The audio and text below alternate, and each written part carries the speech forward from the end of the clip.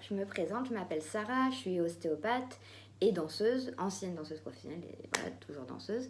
Je voulais commencer par remercier tous mes amis coachs, profs de danse et compagnie qui pendant ce confinement ont eu la belle initiative de donner des cours en live tous les jours, ce qui permet de garder un certain rythme et une certaine condition physique, voilà, pendant cette étrange ambiance et atmosphère du coronavirus. Donc, les amis, j'ai pu voir dans plein de commentaires que certains d'entre vous avaient des douleurs, des lombalgies, des sciatiques, des cruralgies, etc. Donc, beaucoup de douleurs de dos. Et donc, en tant qu'ostéopathe, je me suis dit que c'était une bonne idée que je vous explique le pourquoi du comment fonctionnent vos muscles, quels sont les muscles qui rentrent en jeu, pourquoi vous pouvez avoir mal et quoi faire pour diminuer ces douleurs. Tant que nous, ostéopathes, on ne peut pas s'occuper de vous, mais même en règle générale, quand on a fait une séance d'ostéo, l'ostéopathe donne des conseils parce que voilà, vous aussi, vous êtes acteur de votre santé et de votre bien-être. On n'est pas des magiciens et des petites fées, même si parfois l'ostéopathie est un petit peu magique. Mais c'est à vous aussi de continuer le travail et de faire de la prévention et de suivre nos conseils pour aller mieux.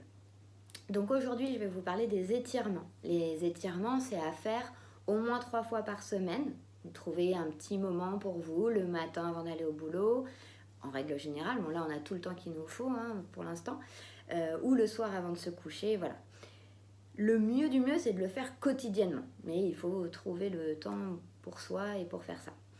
Surtout, il faut exécuter les étirements sur une surface dure. Bon, sauf exception, vous verrez pour le psoas où on peut faire un étirement sur son lit. Mais le reste, c'est sur le sol, sur un tapis de yoga ou quoi que ce soit. D'accord ? Pensez à bien respirer. C'est très important. La respiration permet d'oxygéner le muscle et du coup de ne pas se faire mal. Ok ? Le but du jeu, c'est d'aller jusqu'à la limite de sa douleur. Quand on prend une position d'étirement, dès qu'on sent que ça tire, on s'arrête dans cette position-là. On inspire par le nez, on souffle par la bouche. On respire tranquillement, normalement, jusqu'à ce que les muscles se relâchent. Et ensuite, on peut aller un petit peu plus loin dans l'étirement et ainsi de suite. D'accord ? On gagne petit à petit. Surtout pas d'un coup, parce que le temps que les informations montent au cerveau, que vos fibres se détendent, gagnent en longueur, il faut du temps et il faut y aller en douceur, lentement, tranquillement. Les étirements, ils se font avant le sport ou les jours où vous ne faites pas de sport, dehors des séances de sport. D'accord ? C'est important. Je vous explique pourquoi. Vos fibres musculaires, c'est comme un film plastique. Vous savez, les emballages plastiques, les films plastiques alimentaires. Si vous faites des tout petits trous avec une aiguille dans votre film plastique et que vous tirez, vous allez avoir les trous qui vont s'allonger. Les fibres musculaires, c'est pareil. Quand vous venez de faire du sport, vous créez plein de petites micro-lésions un petit peu partout, qui ne sont pas graves, mais si vous vous étirez juste derrière, vous augmentez ces lésions avec des risques de déchirure plus importantes. Donc, à faire en dehors des séances de sport ou juste avant. Très bien. Nous allons commencer d'abord par aussi une petite explication des lombalgies. Elles sont souvent associées à des contractures musculaires, à un problème de posture, à un faux mouvement, à une mauvaise position pour dormir, par un port de charge lourde. D'ailleurs, petite parenthèse pour les jeunes parents, désolée pour la comparaison entre nos enfants et les charges lourdes, mais voilà, faites bien attention à bien plier les genoux, à prendre vos enfants face à vous, surtout pas de rotation. On a tendance à prendre nos bébés puis à les poser dans leur lit en rotation, ça c'est le pire du pire pour nos vertèbres lombaires. Et quand on ne plie pas les genoux, on met 65% de plus de force et de tension sur nos lombaires. C'est énorme. Alors qu'en pliant les genoux, vous préservez votre dos. Voilà, petite parenthèse terminée. Je vous explique, muscle par muscle, étirement par étirement. Alors, un principe de base, ce qui est très très important, je vous montre, c'est de jamais être complètement cambré. Donc on rentre le bassin, on fait une rétroversion du bassin tout le temps pendant les exercices. Au sol, c'est pareil. Quand on s'allonge au sol, hop, on ne cambre pas comme ça, on plaque le dos sur le sol. Ça, c'est la position de base pour protéger vos lombaires. Pour étirer le dos, on peut commencer à attraper une jambe. On inspire, on souffle. Sur chaque expiration, on peut aller un peu plus loin, un peu plus loin, un peu plus loin. Surtout, on ne donne pas d'à-coups comme ça, hein. C'est très lent, tout en douceur. Et on essaye de rester pendant 2 minutes.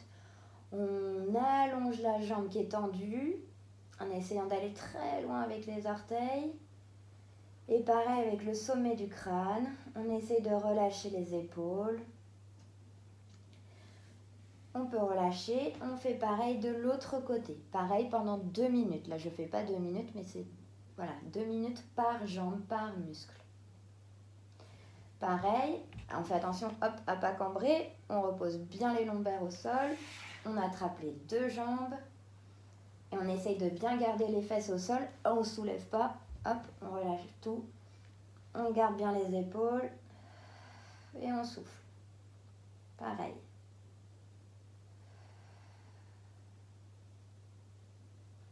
Ça va permettre de décompresser, de faire une décompression en fait entre vos lombaires et votre bassin, et votre sacrum, et vos ailes iliaques aussi. On gagne de l'espace entre les vertèbres pour décomprimer les vertèbres qui peuvent appuyer sur vos nerfs sciatiques ou crurales. Tout d'abord, le grand fessier.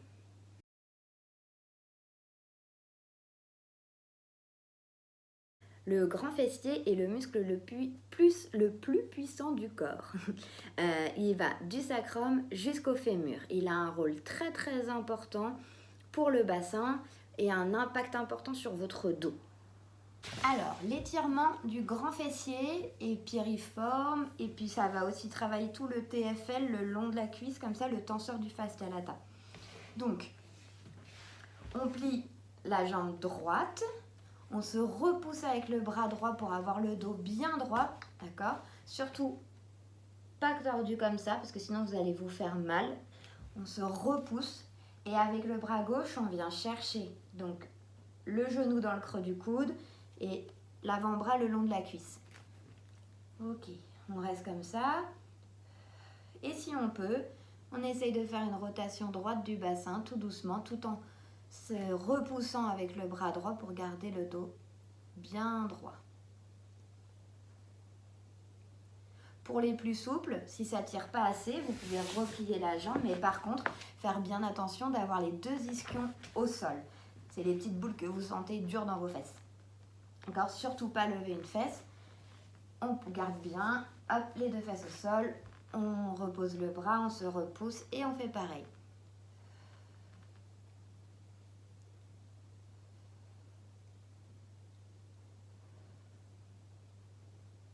Je peux vous montrer, hop, de dos, l'autre profil.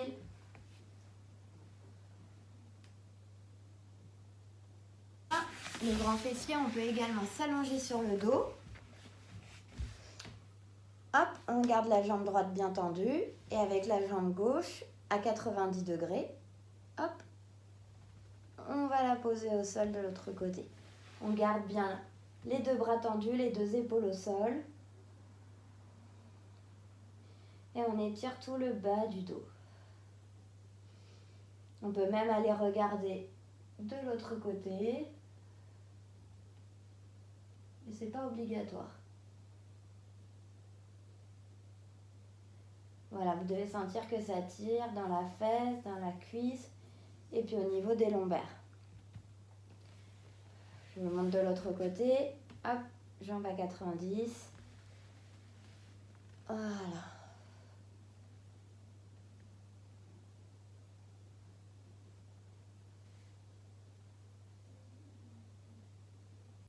Le psoas.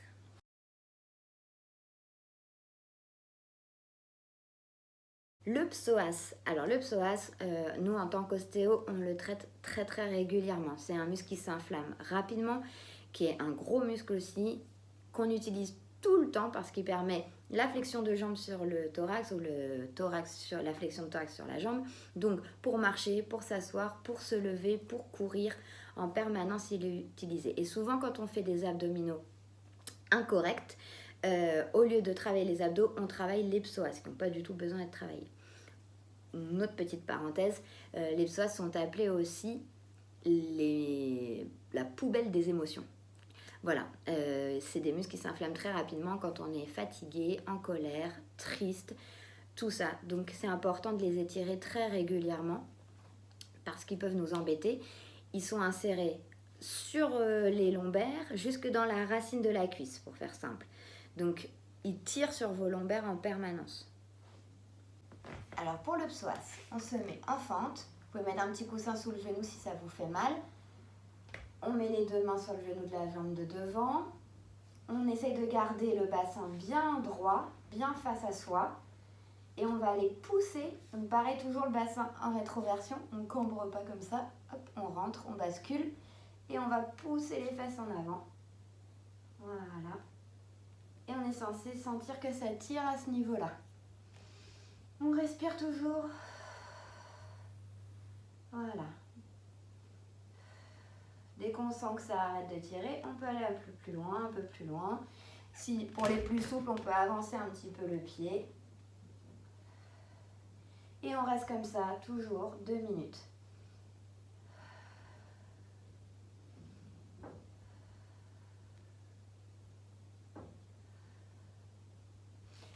Alors, ce que vous pouvez faire aussi, c'est que vous vous mettez dans votre lit. Alors là, je ne peux pas vous le montrer.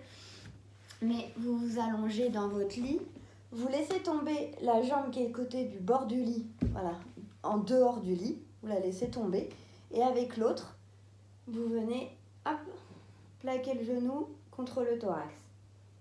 Ça va permettre d'étirer aussi le psoas du côté de la jambe qui est en dehors du lit. D'accord? C'est la seule fois où on peut utiliser le lit pour un étirement. Le carré des lombes. Le carré des lombes, c'est un muscle qui va des dernières côtes, après sur les lombaires et derrière sur le bassin.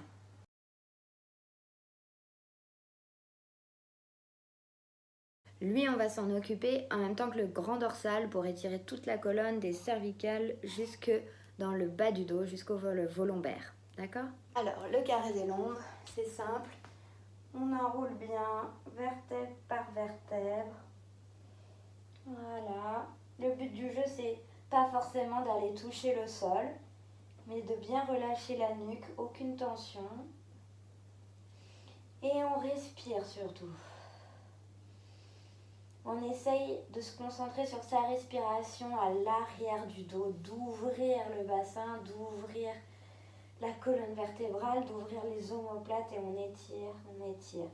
Et là, on va étirer nos carrés des lombes, le grand dorsal.